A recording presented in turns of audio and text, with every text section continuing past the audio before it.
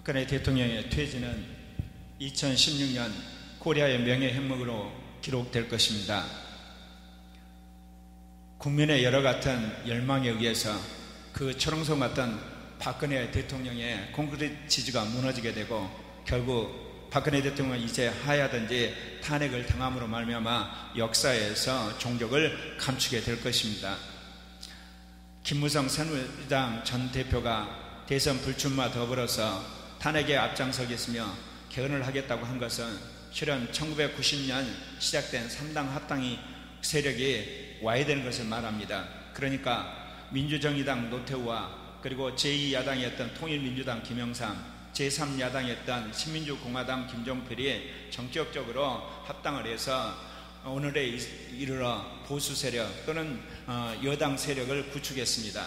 그런데 2016년 박근혜 최순실 게이트로 말미암아 이 3당 체제가 와야 된다는 것입니다. 그것은 구체적으로 박정희, 전두환, 노태우, 박근혜로 이어지는 군부 독재 세력이 역사에서 소멸되는 것이죠.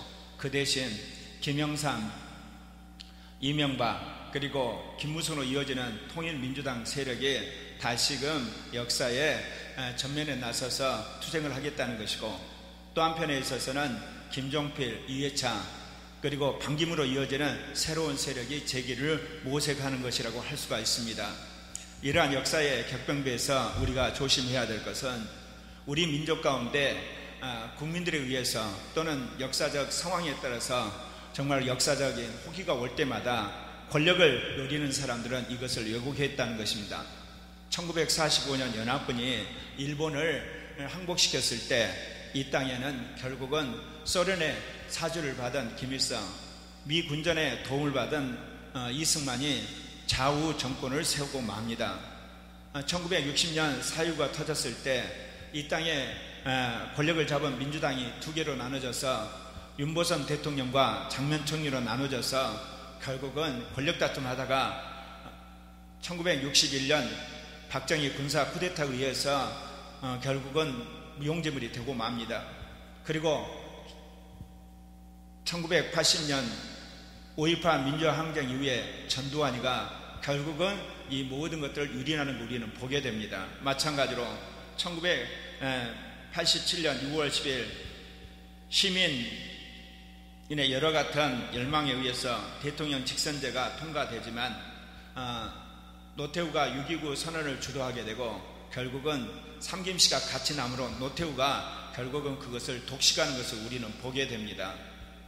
2016년 코리아의 명예혁명도 마찬가지입니다. 이제 이 땅에서 군부 독재 세력이 그 모든 실체를 이제 감추게 되는 역사적인 날이 되는 겁니다. 그러니까 박정희, 전두환, 노태우 그리고 박근혜로 이어지는 군부 독재 세력이 이 땅에서 무너짐으로 말미암아 이제 구구 세력이 설 자리가 없습니다. 그러나 그렇다고 해서 정말 국민을 존중하는 새로운 체제가 들어서냐, 그런 별개다 그 이야기입니다. 그런 단위만 아니라 이제 김종필 그리고 이해창, 반기문으로 이어지는 제2의 어떤 의미에서 군부 독재 세력의 아류가 기다리고 있고, 그리고 김영삼, 이명박 그리고 김무성으로 이어지는 또 다른 세력이 기다리고 있기 때문에 그런 의미에서 정권교체를 바라는 국민의 여망을 위해서는 무엇보다도 이런 모든 것을 직시하고 이제 박근혜 대통령 퇴진 이후에 로드맵을 제시하는 야당의 지도자들이 필요하다 그 이야기입니다.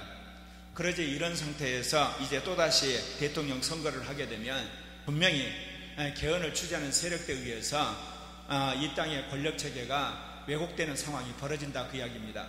그렇기 때문에 이번 대선은 무엇보다도 국민에 의한, 국민을 위한 국민의 정부가 들어서도록 모두가 지혜를 모아야 되며, 특별히 글로벌 시대에 더 나아가서 남북한 이제 교류 시대를 대비하는 새로운 체제를 준비하는 지혜로운 그런 운동이 국민으로부터 일어나야 된다 그 이야기입니다. 지금 있는 새누리당이 세 개로 쪼개질 테고, 그리고 지금 있는 더민주당이나 정의당 그리고 국민의당도 실은 기득권의 기시간 정당입니다.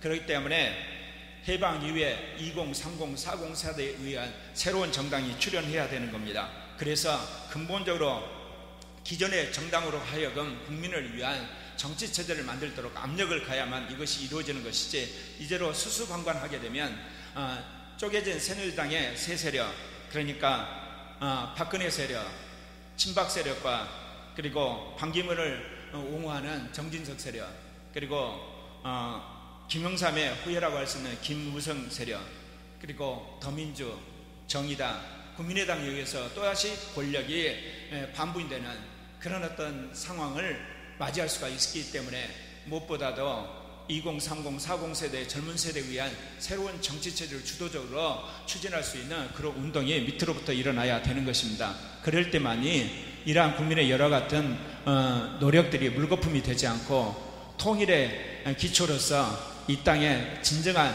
민주적인 정부, 사회가 구축되리라고 저는 생각합니다. 그래서 우리가 여기에 대해서 지혜를 모아야 될 것입니다.